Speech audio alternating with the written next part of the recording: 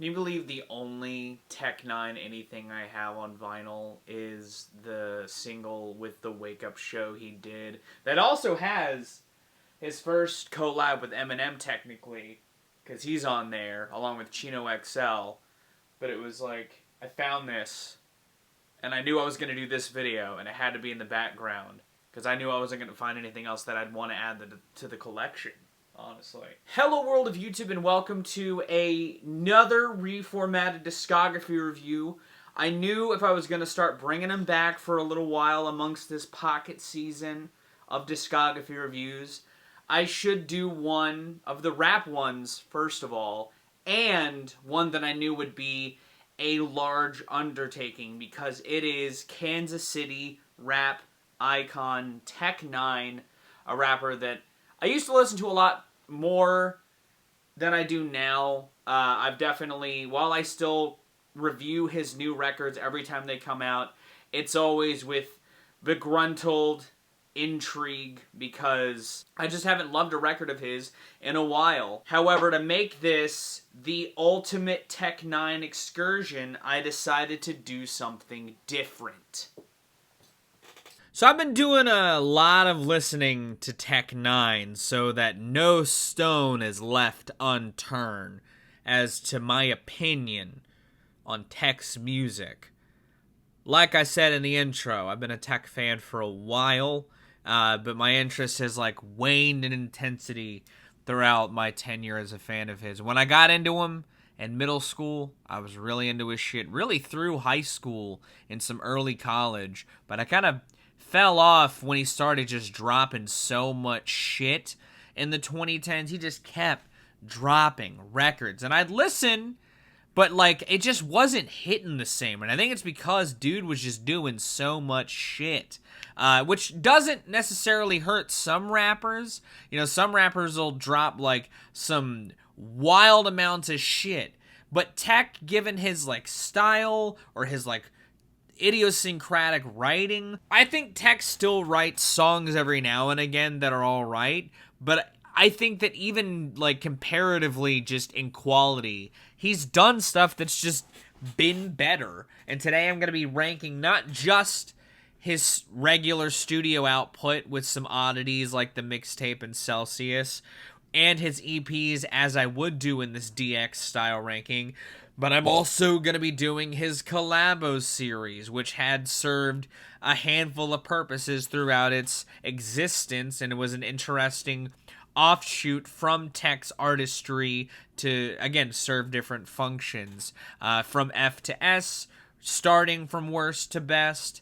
And honestly, while I have a handful of choice things to say about one of the, or a pair of records, because I'll be lumping some projects together, as is also common in these DX videos, because when you are an artist who drops a lot of music, sometimes projects feel like kindred spirits, or in some instances, projects are dropped together and both feel like watered down, experiences. However, Celsius is a weird piece of Tech's discography that is also that was, at least for his early career, the biggest oddity and really not great release. And it's because Tech didn't ask for this. A label that he was on, Midwest Records, dropped this. He's not even on a couple of the tracks.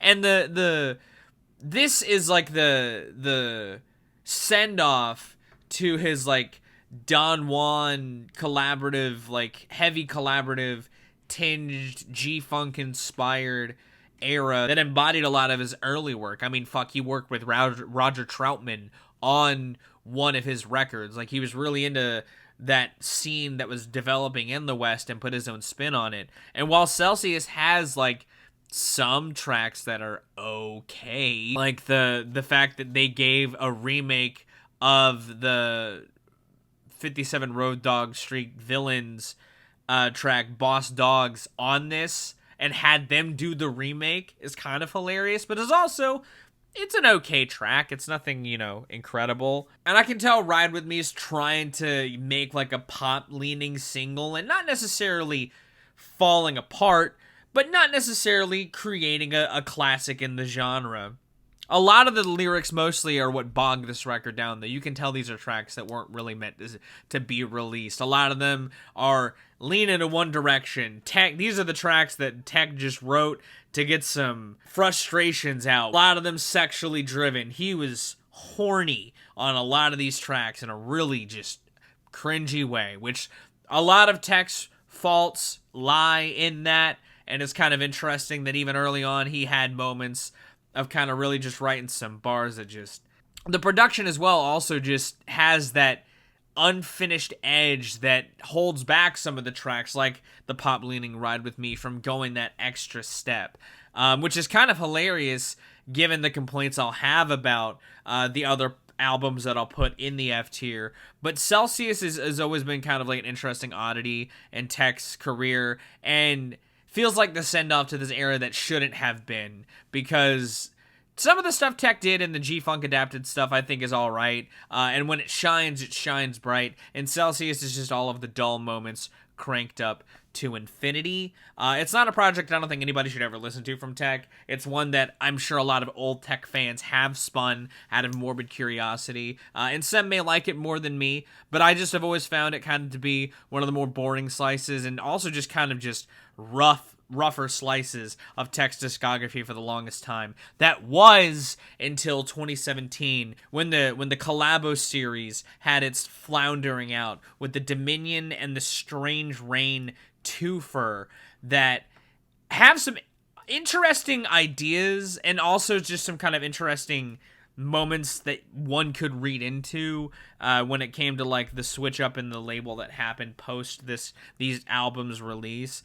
But the production on these projects, similarly to Celsius, is just bland as hell. Whether it's the more hook-driven tracks like Put 'Em On or Reloaded from Dominion, or Brand New Hunnids and Minimize and Dangerous on Strange Rain, which also, on top of having these bland pop trap style productions, have these really bland lyrics from the artists on the tracks themselves. This feels like tracks that really embody what some of the strengths within the Collabo series have, admittedly, but just does so really poorly. Hell, there's collaborations on both of these projects that I feel like I should love a lot more than I do, with Bacon on Dominion and Is You the Police on Strange Rain. This era of Tech that was showcased on the collabos did have some genuine talent that I'll talk about in some varying intensities of interest throughout this video, but I feel like don't get a proper showcase on here in the ways that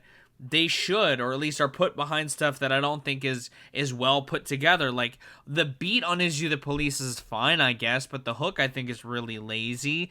And while Bacon is like one of the last times Tech ever feels like he gave a platform for Brother Lynch Hung in a showcase, which on these projects was kind of interesting, the beat on that track is kind of flaccid as fuck, but pairing him with Murs and Godimus is gold. Like, the fact that he had Murs and Cess Crew signed on his label and, like, gave these two genuinely talented facets in hip-hop a platform is really cool. I was already into Murs when he was signed to Strange, but that was just a wild move.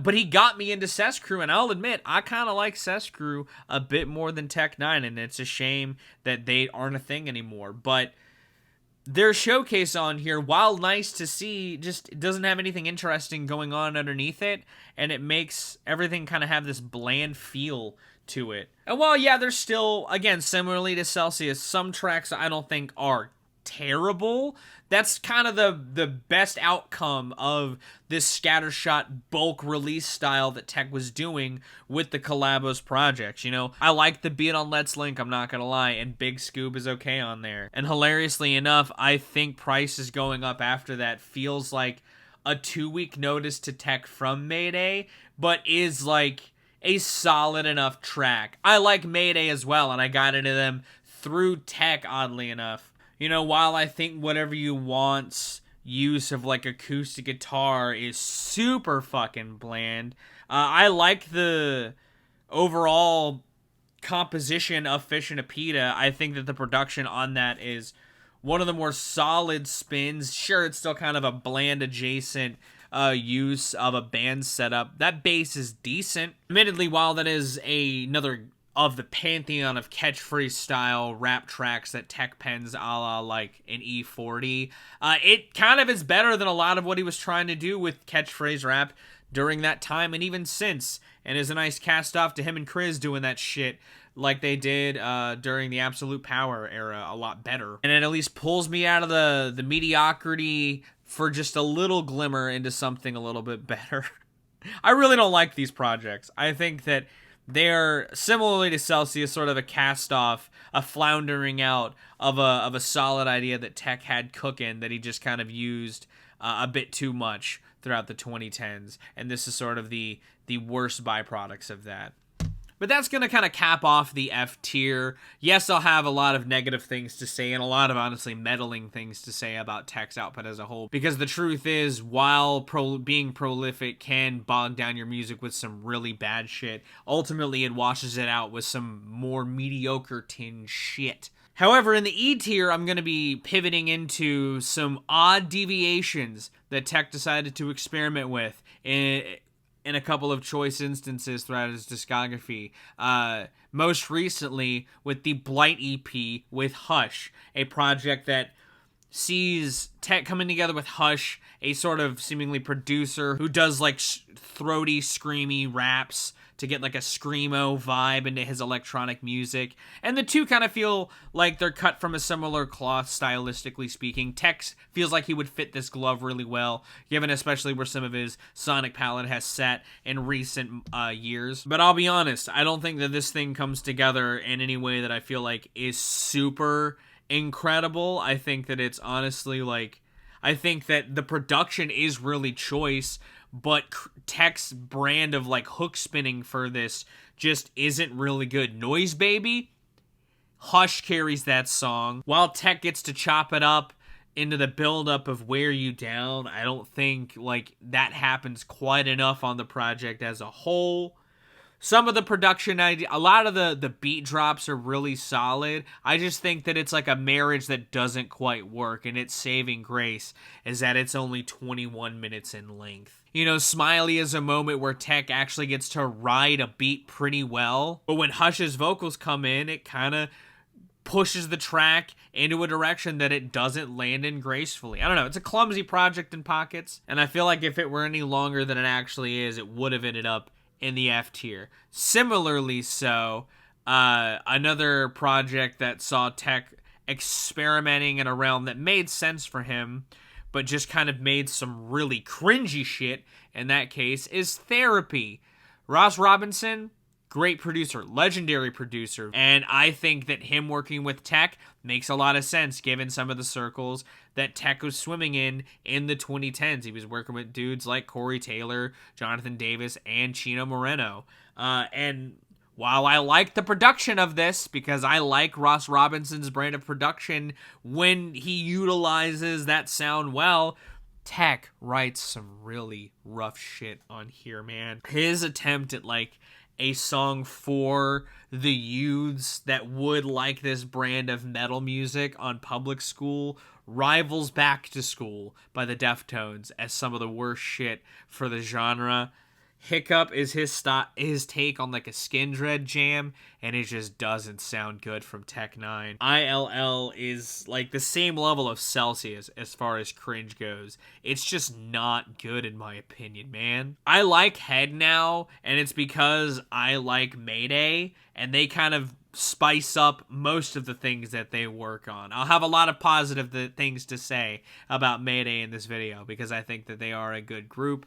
And I think that similarly to artists like Seth's Crew and Murs, they were a really good snag that he helped give a platform in the 2010s. Again, similarly to Blight, this EP saving grace is that it's an EP and it's only like, 27 minutes in length. It's a small project that has still a lot of skits, and it feels like the worst version of what this prospect could have been, in my opinion. If we're talking like Tech taking this sort of like hard pivot or lean to what I would call like a sonic gimmick in an album scale, and it just fucking sucking asinine. I do not like this album from Tech. It has ideas that I understand what he's trying to go for. I called this album theme park rap in my original review for it because, like, the highs or like the levels of, you know, energy that it's channeling and like the sonic palette of some of the songs just feels like the shit you'd hear in like a theme park commercial or inside like a theme park montage and like a movie. You know, tracks like I Don't Fit's Beat or Face Off's Energy, which is just a terrible fucking song. The rock rapping only makes that song infinitely worse and embodies this album's brand of cringe that Tech kind of channels on here. You know, the biggest through line you could see of all of these records in their weaker moments is Tech cringe, which, like, all the respect to the guy for putting his, you know, whole self out there, and I'm not going to shame him for doing that. You know, all the respect for just doing what you want with your fucking music. Just speaking as a critic or as somebody who has been a fan for a long time, I just think that the caliber he's doing on here just isn't it. You know, yes, performance-wise, obviously, on all of these projects, Tech raps his ass off. That's never going to be something I'm ever going to discredit. He's just not writing shit that I think is all that good. Or in some instances, again, it's just really just old man trying to be hip type shit. While I think it's hilarious that Tech actually got himself like in the conversation again, or kept himself in the conversation via Face Off being popular, and I love the wild ways that Tech gets to keep his name out there, or pulls off keeping his name in the conversation, as it were. He just doesn't do anything on here that I think is super incredible. I think the one shining moment, like far above anything else on here, that also kind of feels tangential to the energy I was talking about, is Too Good with Wayne. I think Wayne, this beat, like Wayne knew what to do with it. I think he does this like a pretty decent job on it with his feature. But the beat itself, I think, is one of the better beats on the project. But I think that, like, No Seams and Clydesdale being this album's version of him writing like a Dwam or like another, like, again, catchphrase style rap that artists like him and E40, who was on Clydesdale, kind of champion, they're like the weakest versions of that. And also, I think, does Tech ask for Snow to like insult him on, or like insult the culture on her verse? She does it, and I love to see it. I think that Snow working with Tech is an interesting relationship at this point, because they've worked together at least a couple of times, or at least an interesting sort of recurring artist that Tech has worked with. Like, on top of those tracks that the writing is just kind of cringe, the other tracks, there's just some clumsy hook spinning on here, like on Knock That Noodle with Damian Marley, or What Rhymes with Threat'll Kill Ya, which I talked about in my review as being like the worst version of Tech trying to do like that rap metal adjacent energy in this sonic umbrella that this album kind of embraces. I think that Zaza is a fun concept, and I think that sonically it's a nice break from some of those more energetic moments, but Tech's bars on there are just rough, man. He doesn't come to play. I think it's cool that he has a track with his cousin. His cousin is pretty talented. He's a pretty decent singer. Tech is not writing good shit on that song. And if we're talking like the embodiment of what these records bring to the table in an album experience that does have some moments that are all right, but still just fumbles the bag, Asinine is easily that. And if we're talking like non-collabos or not, you know, approved by Tech or whatever releases, this is probably his worst album in my opinion. I think that it's just not, it's not a good project. I just think that it's the length of a Tech record that I would expect, with none of the consistency or even offshoots that are interesting, that make even some of his more meddling releases better than these projects. But to pivot from the E tier and go into the D tier, I'm going to add the sole piece of the Fear series that I'll be doing, that he did in the 2020s in the D tier with more Fear, the second of the middle piece of the trilogy, and arguably the weakest. While I think it's weird that he put skits on these EPs, the fact that there's also just some really rough shit on here doesn't make this any better. If anything, the skits help make it a briefer experience because of it. But like Bitch Slap, a collaboration that has Hobson and Corey Taylor, is a weird cocktail. I Don't Give a Foe is, again, that same kind of writing, just flopping in my opinion. But Inside, genuine gem. I think that Chris and Tech channel that sort of bossa nova energy pretty fucking solidly. And I like the instrumental of that track, if I'm gonna be honest. And like Interference, the third intro, and Spectre are like whatever jams that make this project they don't weigh the project down negatively. If anything, they again help it make it a little more average. But if you're looking at the ratios of decent tracks to non-decent tracks across the Fear trilogy, More Fear is easily the weakest one of it. And honestly, the next couple of parts in the D tier are gonna be projects that admittedly don't feel the same, but have this sort of conceptual through line that sits in a similar realm. In the vein of what I'll talk about first with Bliss and Planet. Bliss, his most recent album as of filming this, was an album that I didn't really like. I talked about it recently on the channel. I think that it's like got some of the rougher edges, which like has been a thing that I've already kind of talked about being some of the weaker components of Tech's songwriting style, or at least being recurring themes within Tech's songwriting, just not being as good as he's done in the past. With like They Know Me and 3D and What, which is another rap metal collaboration that I think just isn't well put together whatsoever. Being further weaker versions of ideas Tech has done better. I think it's wild that Tech has Conway the Machine on here, but I think Conway honestly is pretty solid on Knock. He's maybe the best component of that track. And as far as like 2020s era Tech working with the dudes that he's wanting to work with now, like Joey Cool and King ISO and West Paul Bennett, that track has a solid through line throughout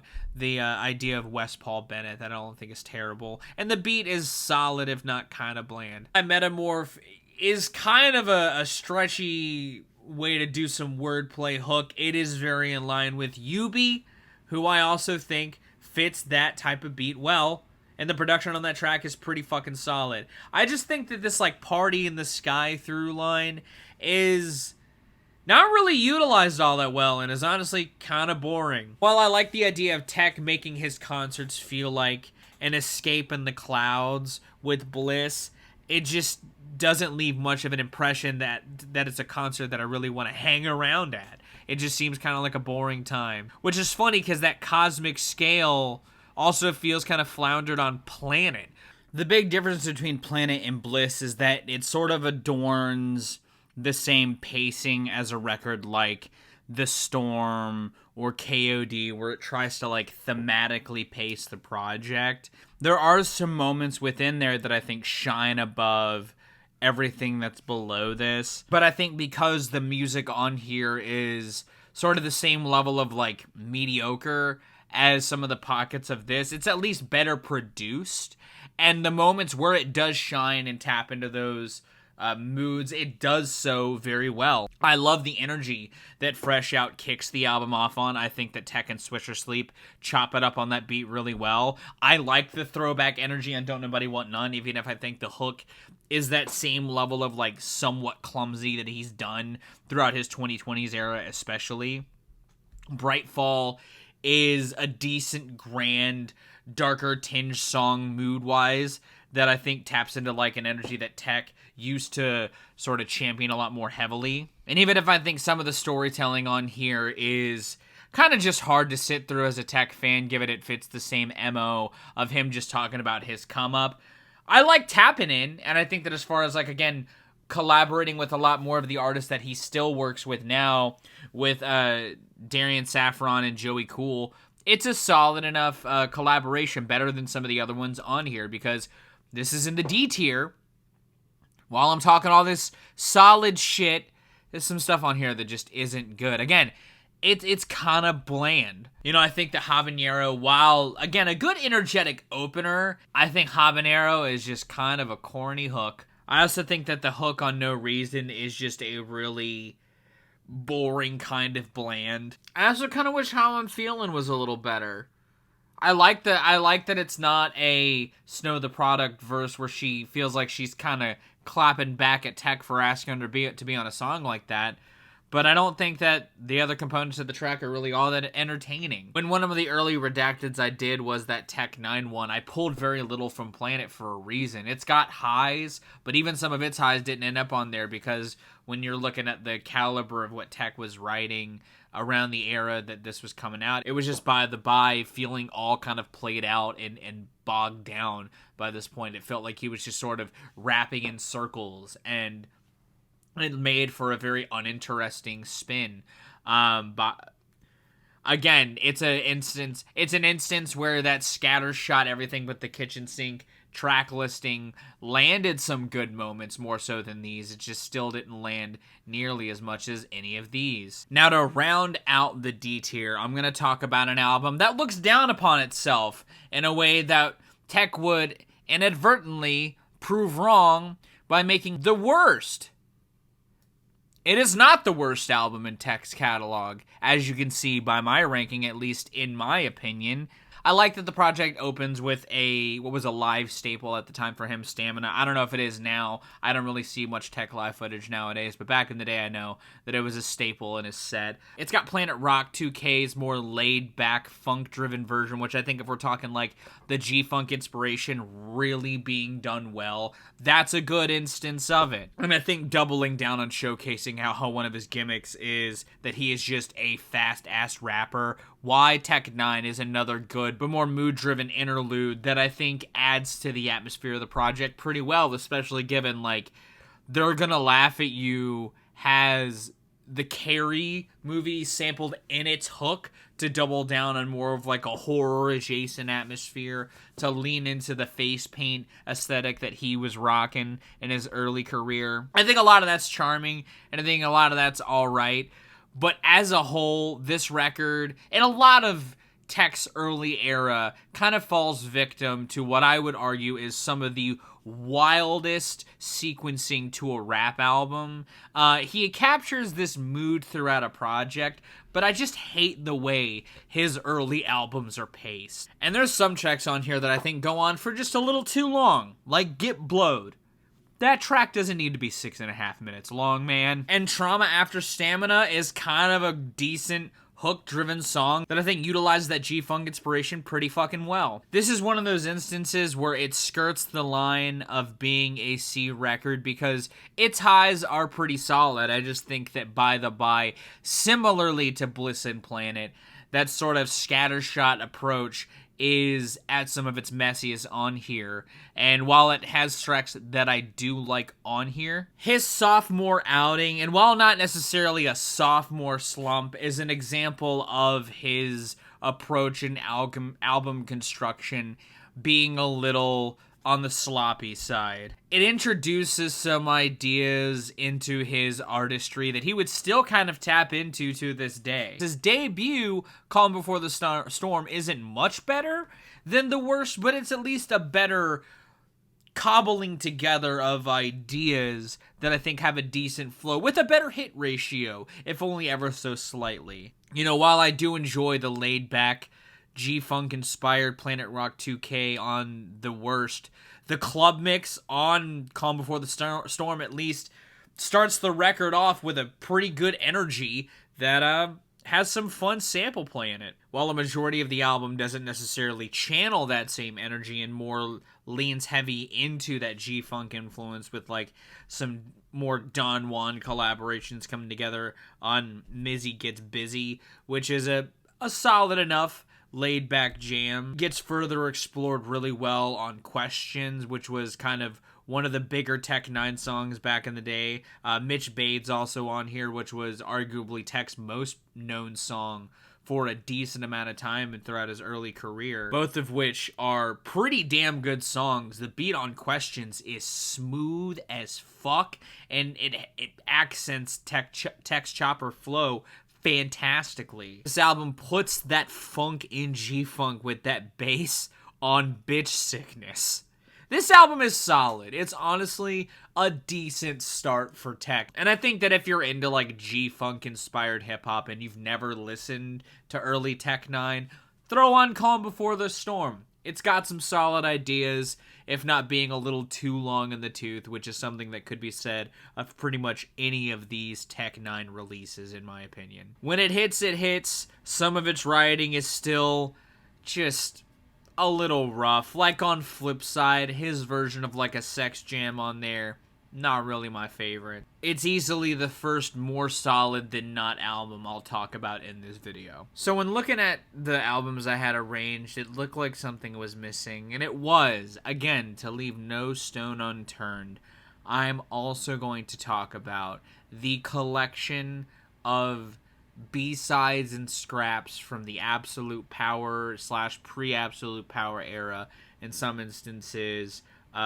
Project Vintage Tech. And normally I wouldn't talk about this kind of thing anymore on this show, but in the case of Tech, he frames it around a narrative with these fans finding the old Tech N9ne mansion. It becomes like a weird, like, horror one-off with Tech sort of introducing all of these tracks and talking about where they came from. And while I think there are some tracks that should have been left on the cutting room floor, like Seductive Human Erotica and Save Yourself, while being an early Tech and Chris collab, is just a really stupid interlude in my opinion. It's also interesting that he just straight up puts tracks from Absolute Power on here, like Trapped in a Psycho's Body and My Own Hell.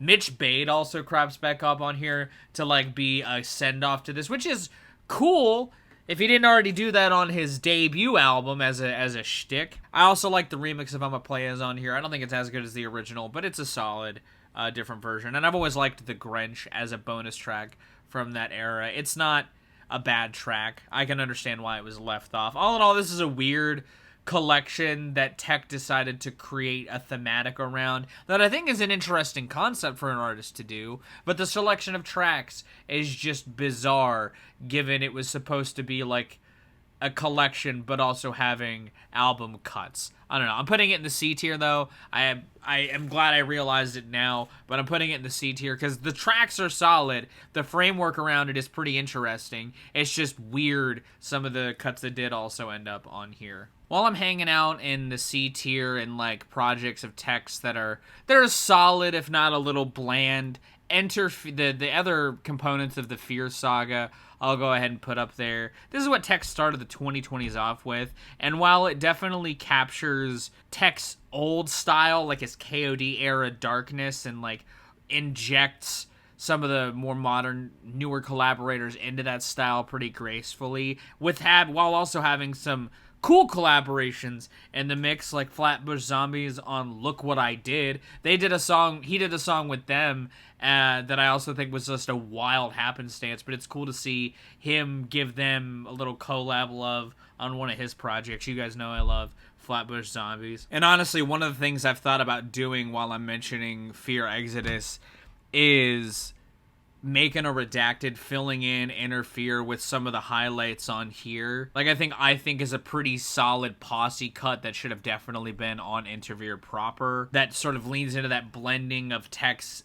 2010s roster with some of the dudes he had been working with more intimately throughout the back half of that decade, like Joey Cool and King ISO. Along with other hook-driven tracks that, while not necessarily the strongest in Tech's career, are stronger than some of the other hook-driven stuff on Interfere, like Dr. Sabaj, which is just some weird metaphor spinning that I didn't really like at the time, as I talked about in my listening log, and I still don't really like now. I think it's just really clumsy, and honestly, again, little Tech cringe, little boomerish, little weird. Rap songs about your skincare are just not something that I think you need to put a gothic overtone on. And Saw Nothing honestly kind of feels like a follow-up to some of the concepts on KOD, or at least some of the sentiment shared. and shows that like Tech, while going through this evolution or this like prolific era throughout the 2010s, did have some moments where he just kind of stuck true to prospects he wanted to venture out forth, and I think are interesting payoff moments as a longtime fan of Tech's. And like I also think is another decent collaboration showing Chris with King ISO crafting a more lower key hook driven jam. I don't know. This is another example of Tech's album construction ideology just having a decent hit ratio without having as many great tracks as these. I like the mood of it. I think the Fear saga was an interesting trilogy that felt like a sequel to the KOD saga because both of them leaned into like darker beat construction or moodier ideas. This just leaned less on some of the overt horror ideas that these did that I like more. But it's solid. They're fine. Again, they kind of land here for that reason. I like the idea that he had this storytelling skit on here with a really nice laid-back beat, and I think the storytelling on it is well constructed from a verse writing standpoint. That also kind of leans into some of the overt criticisms that he had faced when he was coming up, I'm sure. Which, while we're talking about his 2010s excursions, let's go ahead and put his most solid 6 out of 10 record in this ranking with special effects. This feels like the send off to an era of him like working with people that were popping higher than him as far as like the pop sphere goes, like he did on something else in all 6s and 7s post the Lil Wayne shout out once he got out of jail. It's got some really heavy hitters and some long-time collaborations that Tech has been wanting to pull together, finally coming to a head. He works with Eminem on Worldwide Shoppers 2, something that Tech N9ne fans have been wanting for fucking ever, given the overlap of their fan bases. Artists like Lil Wayne, 2 Chainz, and B.O.B. come back for Hood Go Crazy and Bass Ackwards, which I think are decent pop-leaning tracks that I think Tech handles gracefully, in my opinion. When it came to like pulling tracks from this for the Tech N9ne Redacted I talked a lot about the highs that this record has, because I do think it has some pretty great ideas from Tech that I think stick the landing pretty solidly. It's nothing that I would say is as good as some of the highs I like from records like Killer or Ever Ready, especially like some of the collaborations that are like recurring guests. Like I like No K. I think that's a really good collaboration from E40, and it kind of taps into the same energy, but does it in the, you know, what Tech was wanting to do sonically during this era. This record was the first instance to me that I feel like a Tech record needed a slimming down. There's a lot of tracks on here. This record's like an hour and 17 minutes, and I feel like at least maybe half of it could honestly be gone. While I like some of the collaborations he's done with some of the metal singers he's worked with, like Serge Tankian and Jonathan Davis and Chino Moreno, Wither is on the lower end of my enjoyment personally. The collaboration with Corey Taylor, it's not... I just don't think that its sonic identity fits the record that it's on, but I also don't think that like Tech fits that vibe as good as Corey does, and they kind of don't mesh well together in my opinion. While I like the sort of darkness that creeps in on Lacrimosa, I don't like that sort of edge that's been spun into Shroud. I don't like the beat of that song. While I put it on the Redacted itself, I even said it in there, I think that Psycho Bitch 3 is the weakest in the trilogy. Honestly, a lot of the back half is just full of tracks that I think are some of the most okay that Tech's ever pulled together. It's all going for this bold sonic identity, and I think that just an hour and 17 minutes of that is just kind of exhausting in all the worst ways. It's, again, the most solid Tech N9ne album for what tracks do work, but I think there's just too much of it in the record as a whole. Which, if we're talking about Tech doing something excessive in the 2010s, it's probably the best time to talk about the Strangulation Twofer, a showcasing of his roster at easily some of its strongest, with some cool ideas in there that are better than this by a large mile. It's just, again, an example of a bit too much during an era where he was doing way too much. while he had a stacked roster during this era and was showcasing them in spades on here, he's the weakest component of these projects, honestly. Like, I love the idea of these two records with these ciphers to break it up a la, like, the Carter 4, but doing, like, two of them? Way too much, man. These are his, like, Bobby Tarantino mixtapes, if I were to draw, like, a parallel to a different rapper in their release style. Like, it definitely feels like that banger-centric style. It just kind of lands more in the middle for me personally, just because I feel like there's a handful of tracks on here that I could do without across both projects. I thought about doing a Redacted on the Collabos project as a whole, but then I kind of narrowed it down to just doing these two, just because I think that, like, there's a good idea here. It's just kind of muddled down with a lot of shit. You know, while I like the emotion on a track like Fear, I don't like the song as a whole. It was actually, like, when it came out, it was like, okay, this is a Tech song that I just genuinely, I don't like as much. You know, and while there's, like, a dark edge that coats a lot of the record that I think fits, you know, tracks on the second one, like Slow to Me, Blunt in a Hoe, which has a really fun collab with Murs and Yubi, or to bring Prozac and Brother Lunch Hung in on that metal edge with Tell Me If I'm Trippin' with Tyler Lyon, is a pretty great choice that I feel like just pushed in with some of the tracks from the first one could have made a better experience, personally. While I've been spinning these two records, it's honestly inspired me to do that once again, so don't be surprised if you see it in the future. But there is, again, potential in these. If we're talking, like, similarly to this, the most solid Tech N9ne album, this is the most solid attempt at, like, a collabos experience and a two-part idea. It just feels like it could be done better, or at least reined in a little bit. Which, I guess, if we're talking about the collabos era, why not throw the other collabos project I'm putting in the C tier up there now with Misery Leaves Company?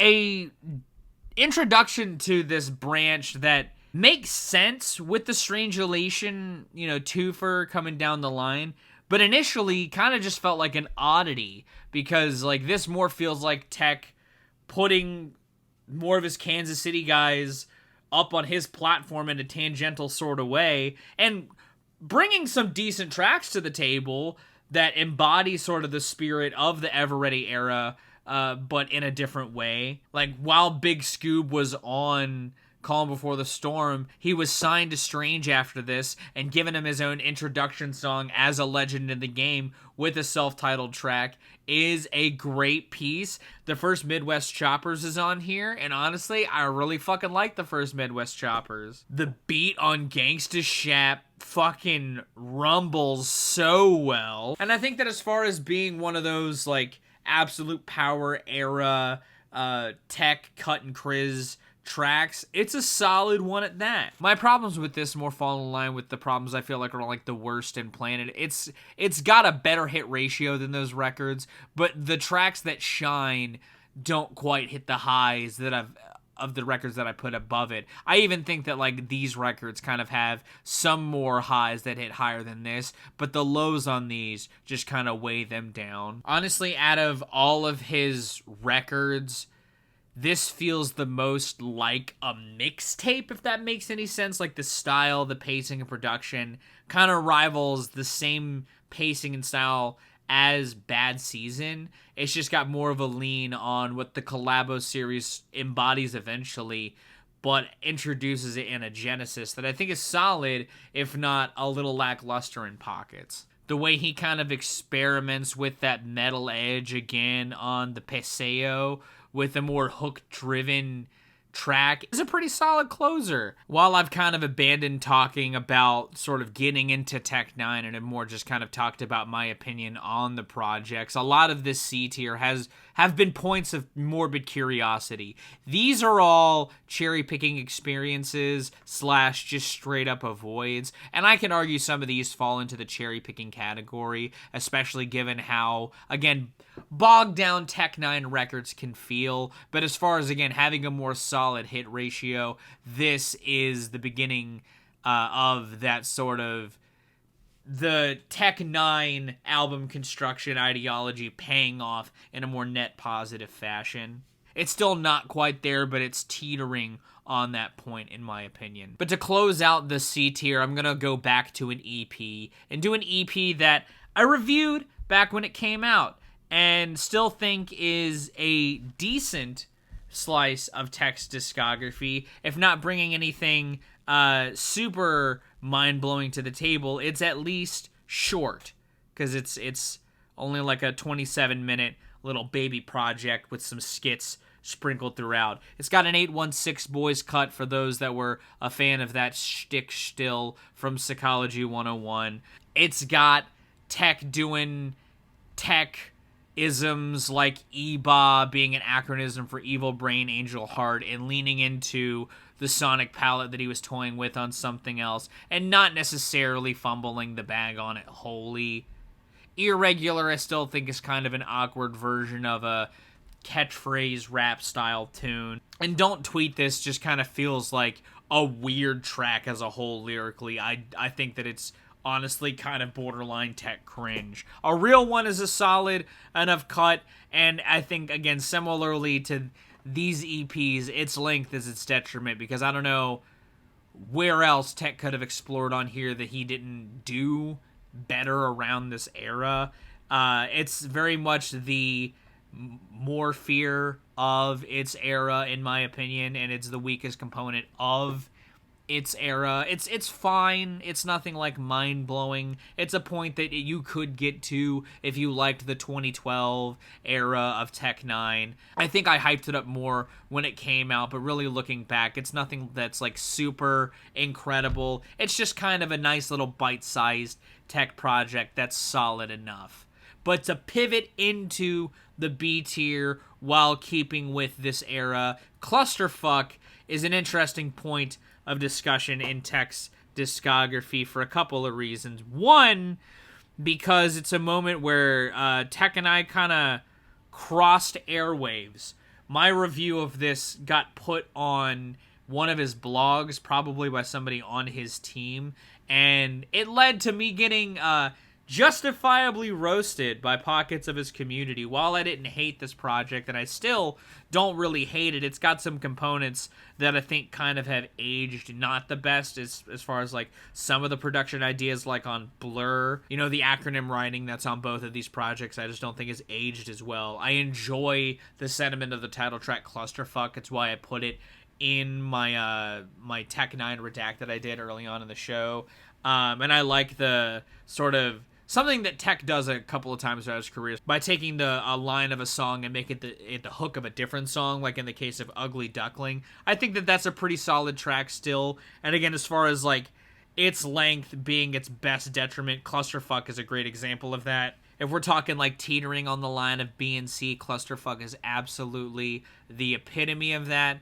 But ultimately, I think it lands here because it's just that tight, concise, and not that bad because of that. Which, if we're going to just keep rolling through the EPs, sort of dial it into a classic era of Tech, in my opinion, the KOD era is going to crop up starting now, beginning with the Lost Scripts of KOD EP, the most direct offshoot of that album. And honestly, I think that as far as like being offshoots from a Tech album that I really enjoy, these are more really strong tangents from that, with Like I Died matching that intensity that KOD opens with, and further exploring the mentality of that record, in my opinion, beautifully, fantastically.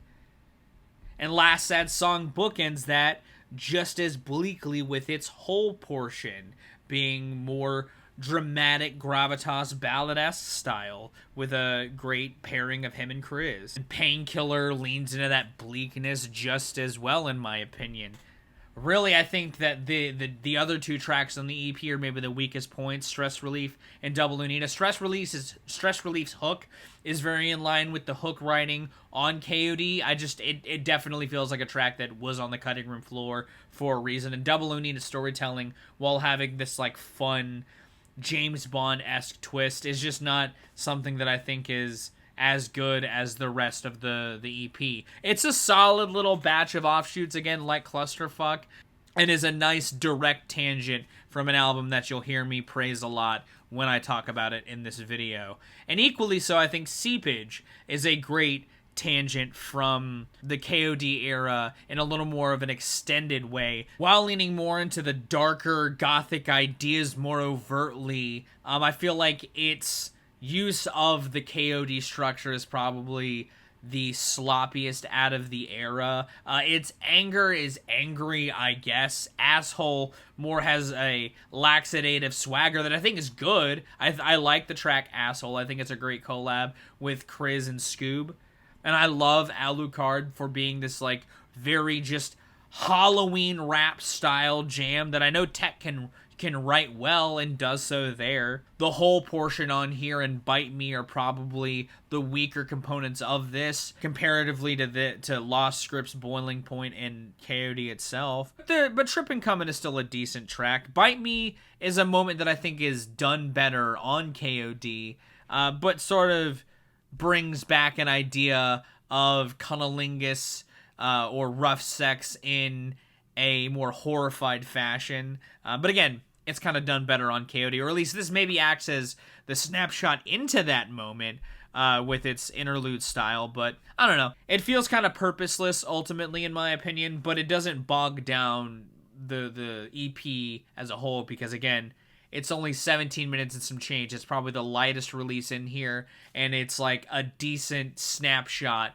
into Tech N9ne during what I would argue is his best era. Which, to go ahead and put Boiling Point in the B tier, I do think that it is the strongest of, like, the KOD offshoots. I think that as far as, like, utilizing that rap metal heavily leaning tinge, Your Ally is probably the strongest example of Tech doing so. That leaning into the more horrified edge on Should I Kill Her, which is another one of those sort of wordplay style choruses that I think lands a little smoother on there. Leans into Paint on Your Pillowcases, images of blood-stained pillows, and murder in the night. It's definitely a moment where the anger side of KOD more shines, in my opinion. But I think it's a good rounding out of the post-KOD era. You know, it still taps into the energy while not necessarily strictly laying on where that record goes. It expands into territories that are different for it, that I think are pretty solid, in my opinion. As far as, like, the fact that the guitar-driven stuff crops back up on heavy and creates more of, like, a darker edge, I think is done pretty well, too. Now, as we are encroaching on the top 10 portion of this video, you'll notice I've still got some relatively newer Tech releases up here in the rankings. While yes, The Storm is now 7 years old and Nina is now 4 years old, Nina is still a relatively new release that I'm going to put in the B tier and acts as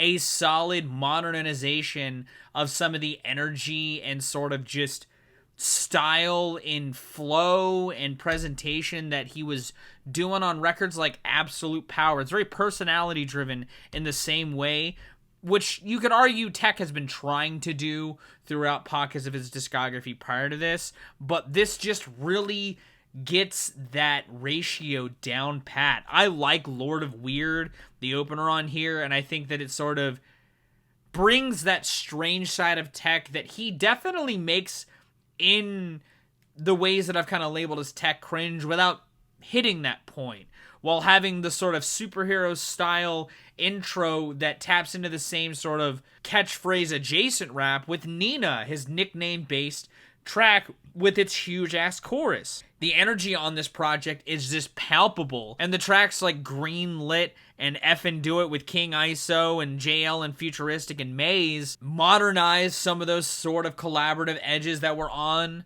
at records like Absolute Power. You know, while it does get its moments of like modern with tracks like Hit the Ground Running, I think that the beat on that track and text flow is just kind of bland. The same thing is kind of showcased, in my opinion, on Eula, and it's a moment where Tech, it feels like Tech's trying to like be modern in that kind of like, hey kids sort of way, while also having some old man brain lyrics from both Tech and Chris that have been kind of cropping up on some of the other records that I don't like as much. It just feels played down more on this, which is surprising given how personality driven this project feels. You know, FTI 2.0 itself is a sequel to Fuck the Industry, and I think is a decent sequel that sort of reinforces that spirit that I'm kind of talking about Tech channeling on this project. It's a really solid album from Tech in his later era. I've already had waning disinterest in Tech's music, and the more that he makes shit like this, the more I just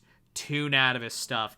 Nothing he's done this decade so far has been above a C in my opinion, and they're like low C's if we're going on like the spectrum of like high to low within a scale of grade. They're fine, but they're nothing more than that, and it's wild to see given he's still staying so prolific. Now, when it comes to Tech having planning and payoff moments, he's had some interesting ones in his career, but The Storm as a record being the payoff to his debut and almost trying to celebrate his debut in his, early era in a record like this, while also having it be some of his most like creatively dense, which the deluxe edition is admittedly a pretty scummy exercise by Tech by putting his artists as parts of his deluxe edition.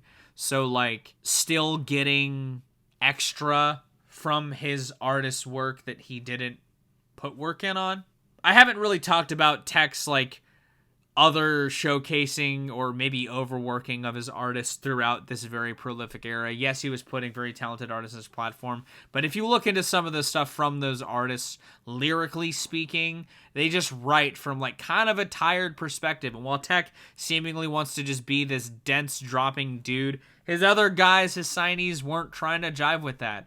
And it feels like there was definitely some behind the scenes stuff that went down that led to not only the dissolvement of Cess Crew, but the overall overhauling and shakeup of his label that I can't speak on with fact because I don't know any information. I'm just reading between the lines of lyrics written by artists while also looking at the weird structure of one's own bonus edition of his record where every single artist's on his label has a track that is from their album also on the project. I don't know. The Storm is an interesting piece of Tech's discography. It's definitely a dense record on its own that is a weird celebration of his debut, or at least trying to, but not necessarily completely doing so well. It's got a lot of really strong tracks on it, and I've been working on a redacted on it for so long because the album itself could do with like a little bit of a light trimming to make better. While I think that like Sriracha isn't the best Chopper style banger, it's a pretty solid one with Logic doing a decent verse and Joyner Lucas doing his thing. It's cool to see him work with an artist like Gary Clark Jr.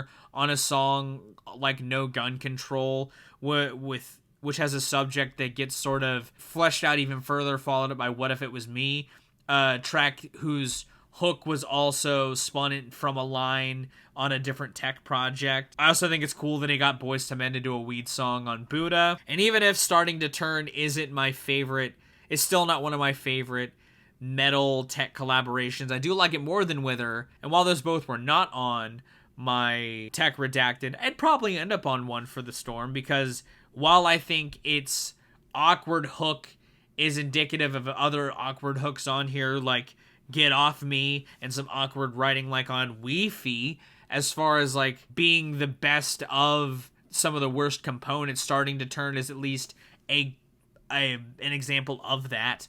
Wi-Fi's just that same awkward Tech writing that I've criticized at a handful of points throughout this video. And while Everybody But Me kind of tries to feel like a sequel to some of the ideas from like Something Else and Special Effects, it's not terrible. It's just maybe the weakest of that. I don't know. It's a project that I was surprised by how much I enjoyed it when it came out. And when I spin its highs, I still think that it's a decent experience, if not just shy of being something that could be wholly celebrated as a good Tech project. And if there's one album that would be just shy of what could be seen as like one of Tech's 10 best albums, Something Else is absolutely that. It felt like the middle piece of an era where Tech was working more consistently with dudes that had gotten more mainstream success than him, whether it be T-Pain and B.O.B. coming back for See Me and Bitch respectively, Bitch being a pretty solid pop-leaning jam by Tech that talks about the way that his come-up was a little bit different than other dudes that he may be working with now.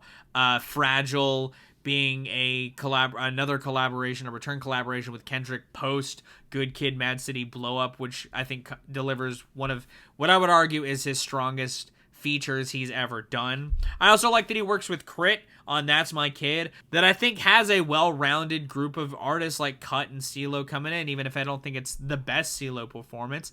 It's okay. I think him tapping again into that metal-tinged idea like on Love to Dislike Me is handled pretty gracefully. It's not as good as Your Elia, in my opinion, but it's a decent one. And Serj Tankian sort of being honestly one of the better metal-leaning collaborations in Tech's career also makes this a shining piece of his discography. I think Priorities is a good stylistic interlude that has this sort of cinematic production style that The Game and Angel Davenport work with Tech to create a nice fun little story. This is a decent Tech album. I think that the Doors collaboration is kind of an interesting sort of wish fulfillment moment for Tech. Like this was a record that I enjoyed when it came out 10 years ago, and I think that it's still a decent Tech N9ne album 10 years later. I think that I like it lesser because I just don't spin Tech as much as I used to, but when looking at the track listing, there's a decent amount of tracks on here that I think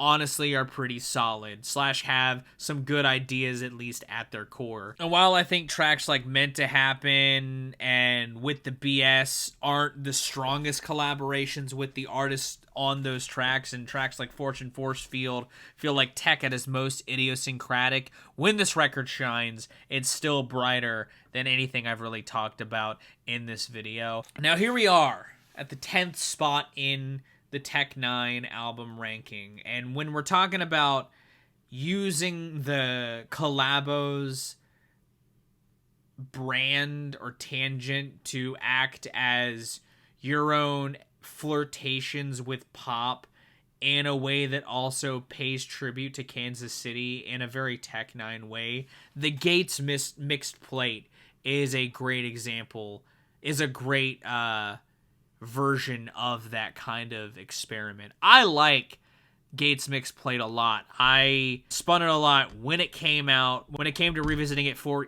this, I still had a great appreciation for the sounds on here. I think that the G-Funk sort of vocoder on OG is honestly really choice. Having a nice sequel to Caribou Lou with KCT is a fun moment on here that sort of plays up the This Is Tech trying to make a pop record. Harvey Dent sort of calling out anybody that immediately wants to criticize him for making a pop-driven record. It's a very Jay-Z move, given he sort of references Jay-Z in the hook. And I love that in tandem with having the Gates Mix Plate sort of presentation with the Kansas City worship going further with the DJ interludes is a really nice touch. I love that the back half of this actually acts as a collabos project in some regards by having not only a lot of Irv to Phenom love, which I'm happy to see, and was really upset to see Irv and Tech just kind of drift apart. But I also love that he gives Stevie Stone and J-Rock some time to shine,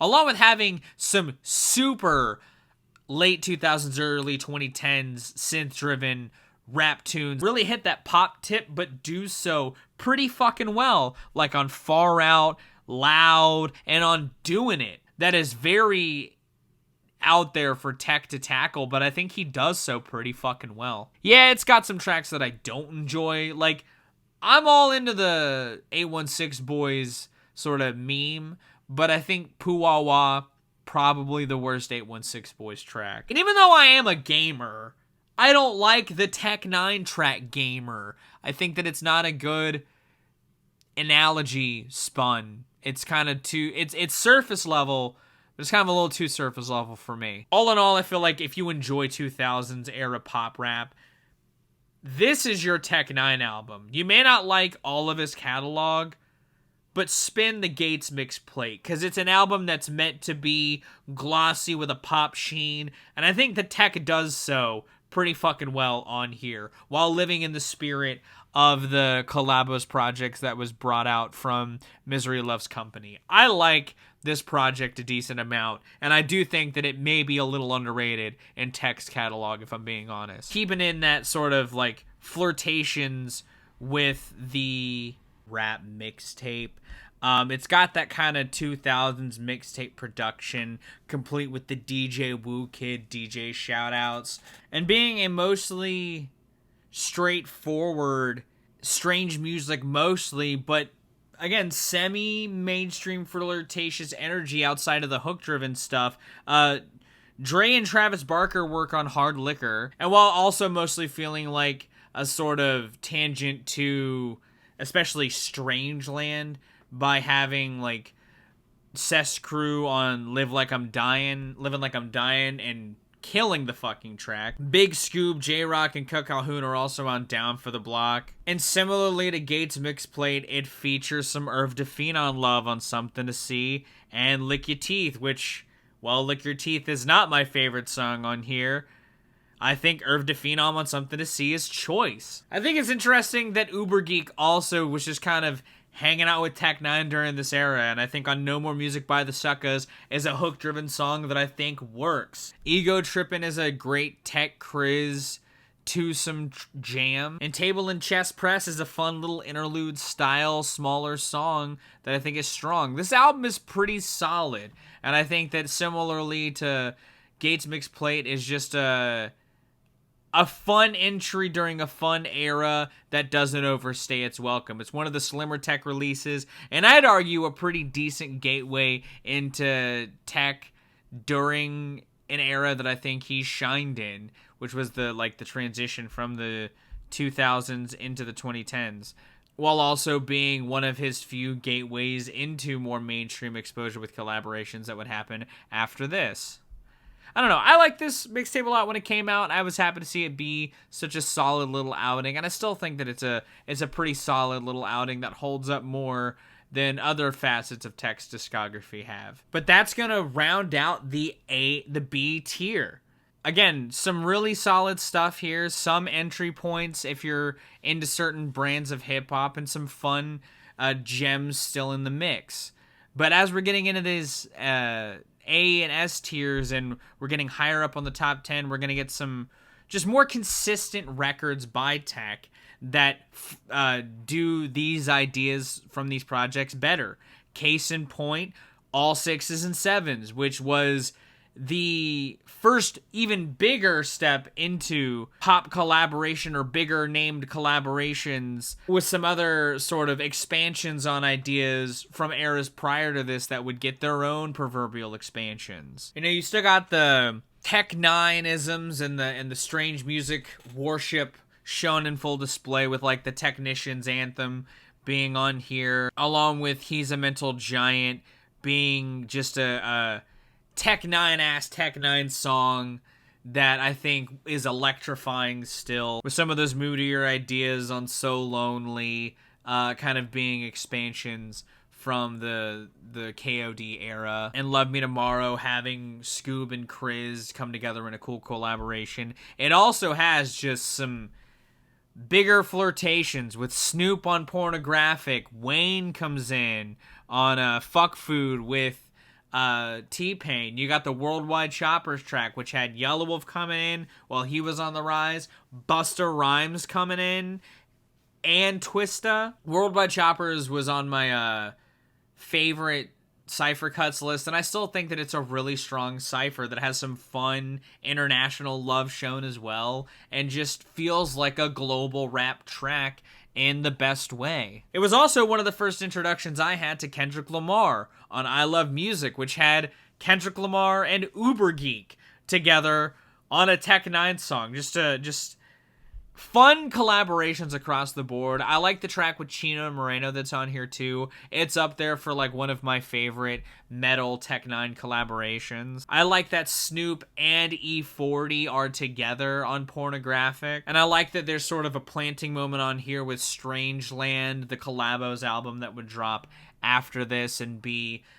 the project that I'll end up talking about ahead of this in here. I think the one thing that set it down for me underneath these is mostly some of the tracks that I don't revisit quite as often. Like Am I a Psycho? Even though it was huge at the time, I just don't spin it as much because I don't really spin Hobson or B.O.B. anymore. And tracks like You Oh Like Pookie just have fallen to the wayside as outright skips for me. Again, its ratio is much better than everything below it, but sometimes that ratio still has just some tracks that could easily be left on the cutting room floor, and All Sixes and Sevens, for as much as I like it, is also an example of that. As far as a collabos project that feels more in line with the mixtape crowd, a la Bad Season, but funneled through the Tech N9ne lens, Psychology 101 is one of those projects that I was so happy when it dropped because I thought it was a great melding of some flirtations with more hook-driven stuff like Poe Me Another and Party and Bullshit, and the through line with the parody group 816 Boys I thought was really funny, while Tech rounded out the track listing with tracks that either were sequels like Midwest Choppas 2, that I think is a great sequel that has more just great fast rapping with some Midwest love. I think the title track is also a great hook-leaning opener that kicks the record off strongly. And while I think the subject matter on Red Nose is played out in Tech's catalog at this point, when it came out, it was a really nice track in my opinion that did get some attention for Tech at the time, deservedly so. And how Dysfunctional also kind of has those rock flirtations also thrown in there in a little bit more of a leaner fashion that I think Tech and Chris used very strongly.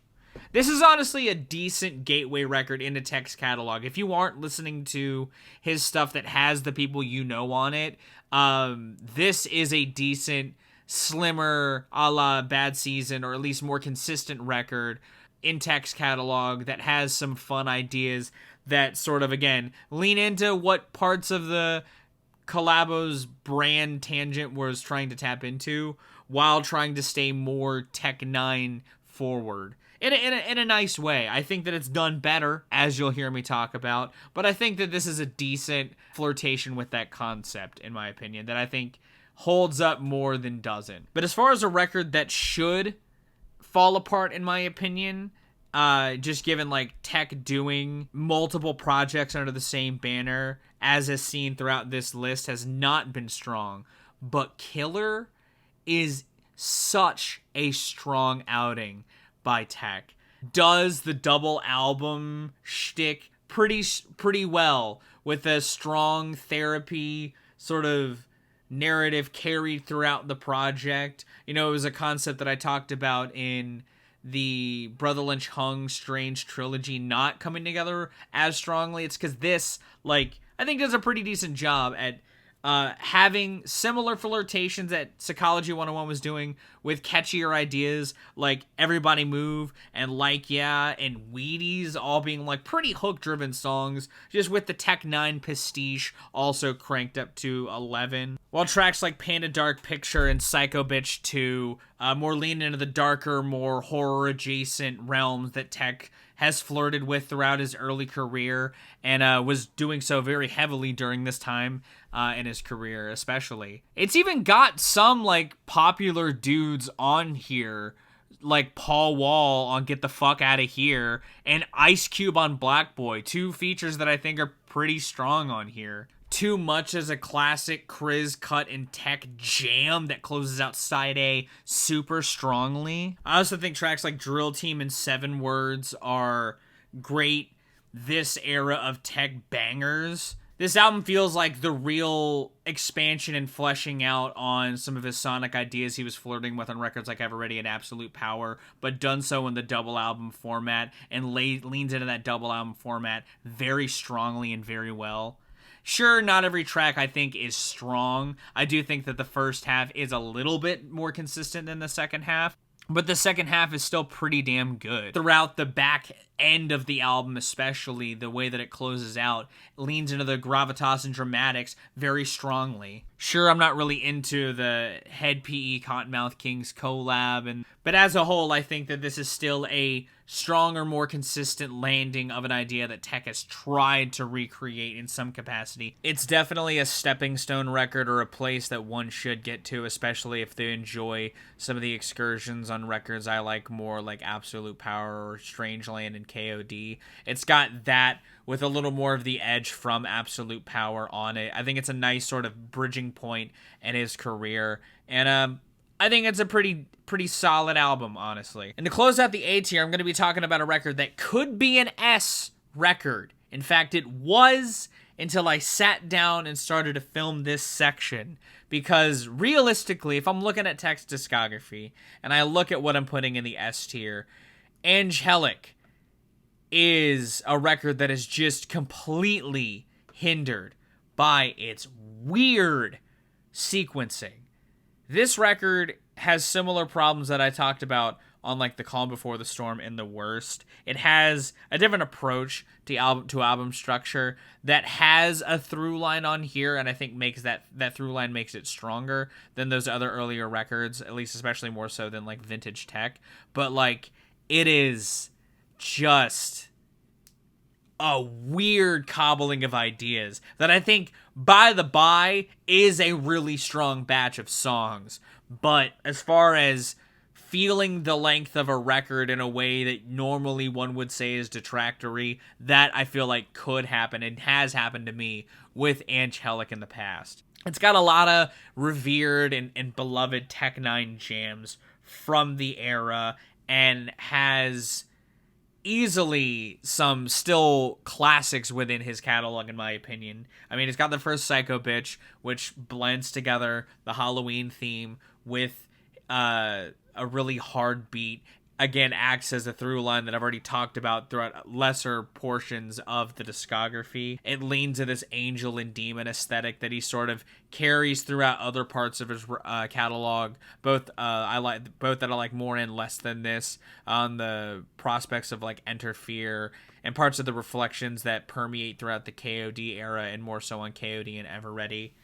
They have a cool genesis here, and there's like some moments like the heavy metal breakdown that crops up on Devil Boy that add to this whirlwind jarring style that this record sort of permeates, that I don't necessarily hate, but I don't think is as good or more refined as even some parts that I like lesser. But the tracks on here that are good, I think are really fucking good. I love Einstein Tech N9ne. It's a great sort of embodiment of some of the energy that I liked from the Planet Rock 2K mix on Calm Before the Storm, but cropping back up on here. That energy comes back up on It's Alive and FTI, which is a moment that gets sort of cropped back up on Nina. I think that Roger Troutman on the closer Twisted is a great sort of addition to the eeriness that permeates throughout parts of that before the beat actually comes in and adds like a nice just G-funk ass groove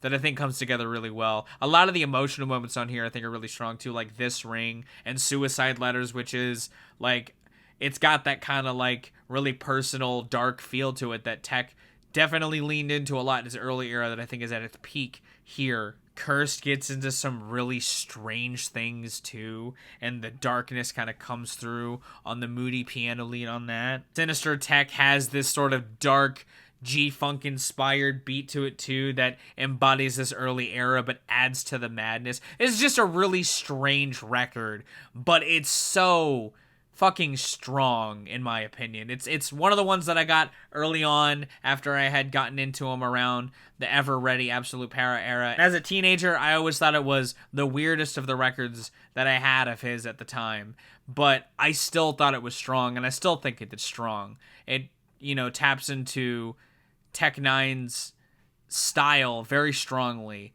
and very consistently good, in my opinion. But it's going to round out the A tier because its sequencing is just wonky. These 4 records are easily his strongest, better paced, and more consistent records in his catalog. Which next in the ranking and starting the S tier is going to be what I'm going to say is one of the two starting points I have, and I think isn't a bad starting point when it comes to Tech N9ne, in Absolute Power. I like Absolute Power a lot. If we're talking like the most 2002 Midwest rap record, Absolute Power absolutely is that. But it's got Tech getting frustrated with the industry on tracks like The Industry is Punks, and talking about persevering in spite of being dogged on tracks like Keep On Keepin' On, which is a great collab with Chris Calico. It's got Tech chopping it up in that fast flow really eloquently on Amatel. In true early Tech fashion especially, just talk about his love of strippers like Slither, and Tech N9ne and T9X being another sex-laden track that I think has a better atmosphere than a lot of the Tech sex tracks that I've knocked throughout this discography review. I also like that he talks about his own problems that he's owning up to, like on Worst Enemy, where it's like, again, that same self-evaluation style jam, but about him just giving his dick the middle finger.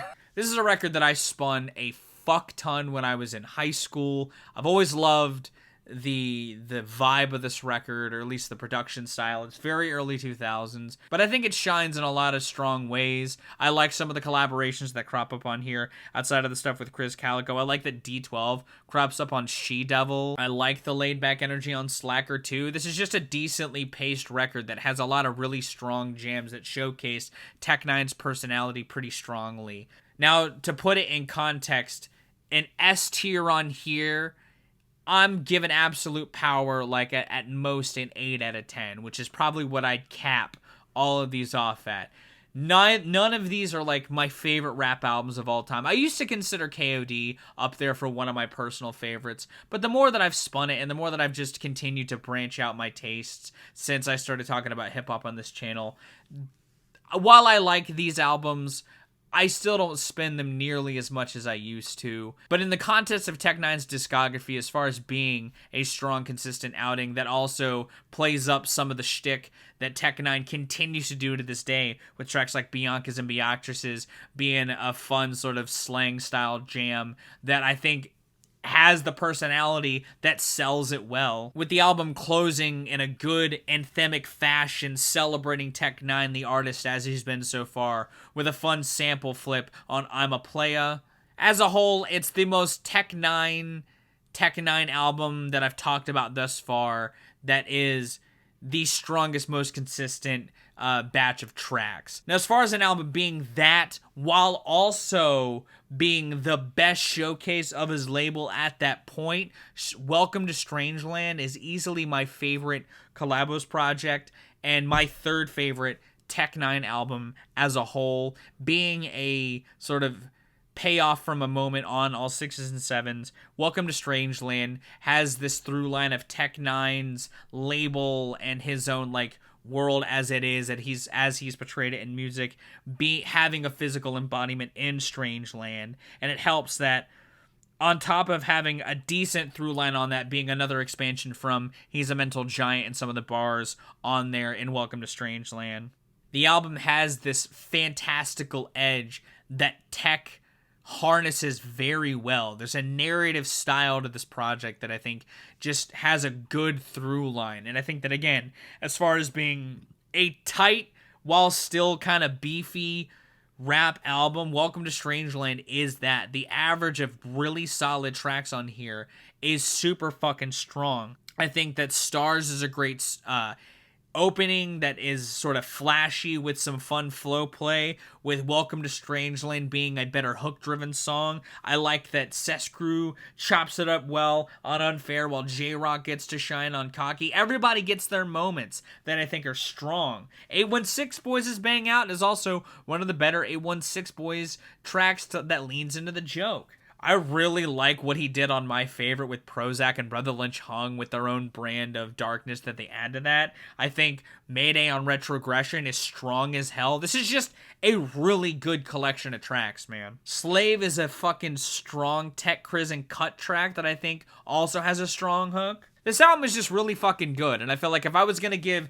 anybody a strong Tech N9ne record that more people should listen to that like modern rappers that have definitely taken an influence from Tech N9ne, like Dax and, you know, certain slices of like Joyner Lucas and Logic with their chopper style flow, but having a very Tech N9ne ass delivery that I think isn't too out there, I'd give them Welcome to Strangeland. It's a solid ass record in my opinion. But you never forget your first.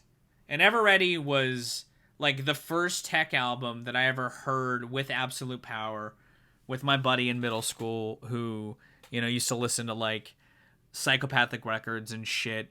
I really got into Tech N9ne when he showed me him. It like eclipsed his interest in it because I thought Tech was like an interesting sort of rapper. He had I really liked the chopper flow. Obviously, like a lot of it's like a real niche in hip hop that I thought was really cool, but then became like super played out. But Tech's work when it was, you know, not his third release that year, when concocting like a good through line once again with the opening track telling the story of a bus track that inspired the energy of this project, and the energy being this just party that never ends and having just a bunch of bangers soundtrack that party is a good thing for him. You know, Riot Maker taps into that rap metal ideology with Scatterman and Snug Brim in the most 2006 way, but I love it. No Can Do's flip on Daryl Hall and John Oates's I Can't Go For That is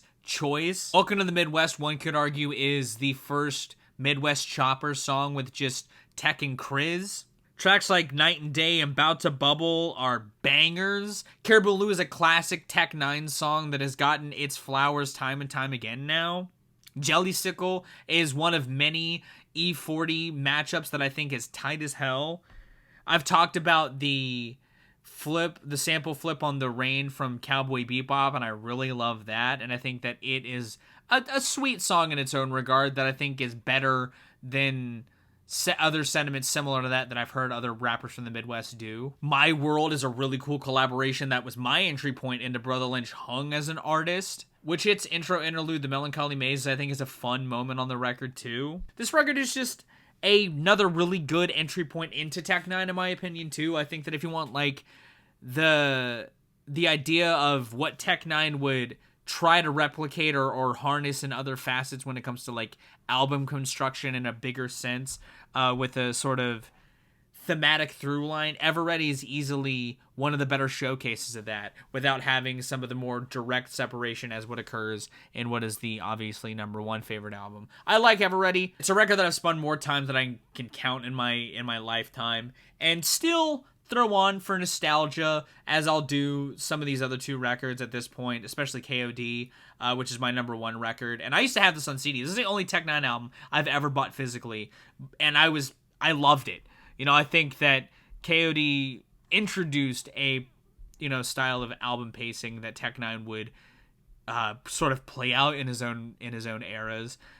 Had a really good genesis here. You know, his anger feels understandable, but also like pretty well expressed on tracks like the opener, Show Me a God. Tracks like Black in the Sun and B-Boy are hook-driven bangers, while I think Hunterish's sort of hook is maybe the clumsiest on the record. The track as a whole isn't too bad. Pinocchio has some darkness in its lyrics that I think follow up In the Trunk beautifully, as this nice little horror-filled pocket with In the Trunk being a moment where Tech N9ne kidnaps somebody and forces her to be a fan of his, while Pinocchio goes into graphic detail about being cursed to kill the person that you're fucking via eating somebody out, turning into eating somebody actually. I like the bleakness that does come out through tracks like Shadows on the Road Again, whose sort of blues-inspired energy I think fits the moodier side of this record and expands it in ways that the gravitas on Low also sort of enrich. I've always loved the synth sounds on Leave Me Alone, and I think they help kind of introduced that sort of idea into Tech sound that he would expand better or more vividly on the Gates mix plate. I think the Martini is a really strong closer that comes after the title track fucking fantastically. Overall, this album is dramatic, it's dark, it's macabre, but it's easily Tech N9ne's strongest because it taps into those ideas all so pretty strongly. I don't think it's necessarily the best starting off point, but I think if you're listening to Absolute Power or Ever Ready, you should absolutely test the waters of KOD, or if you're like working backwards from like all 6s and 7s and maybe some of the catchier moments from a Psychology and want them explored maybe a little darker, check out KOD. It's a strong album in my opinion that I think Tech used to close out the 2000s pretty amicably. I think its use of skits enrich the themes in ways that the ideas do on Ever Ready. It has frustrations that Tech N9ne's facing throughout being swept up in his own sadness in life. It's a solid, emotional through line, album construction wise. And there's a reason why he kind of continued to revisit this formula, especially after this, because there is some cool ideas and some magic here that I think he does excel in. But those are my thoughts on Tech N9ne's discography. That's how I'd rank it. This has been a long video to make. Hopefully you enjoyed it. If you did, sound off in the comments down below. I do intend to do this style of discography review with other rappers that have notoriously dense discographies, but they will happen not as often because this has just been a lot of one particular artist to listen to, which similarly to doing one on like Iron Maiden, I reached kind of fatigue because similarly Tech N9ne is just a very idiosyncratic dude. But I knew if I was going to do one for the spooky season, I would do it on I would spin the sort of reformatted idea into the only artist I would put in that column as of right now, while also kind of matching the dark macabre season given Tech's interest in that style of dramatics. But either way, did you like it? Did you not? Let me know in the comments down below. If you want to see more, if you did like it, give it a like. If you want to see more, consider subscribing. I drop 2 to 4 vids a week depending on what I've got going on. We are deep in the spooky season. I've got football tomorrow and then something special on Saturday. You guys have good days, lives, and situations, and I'll see you another day.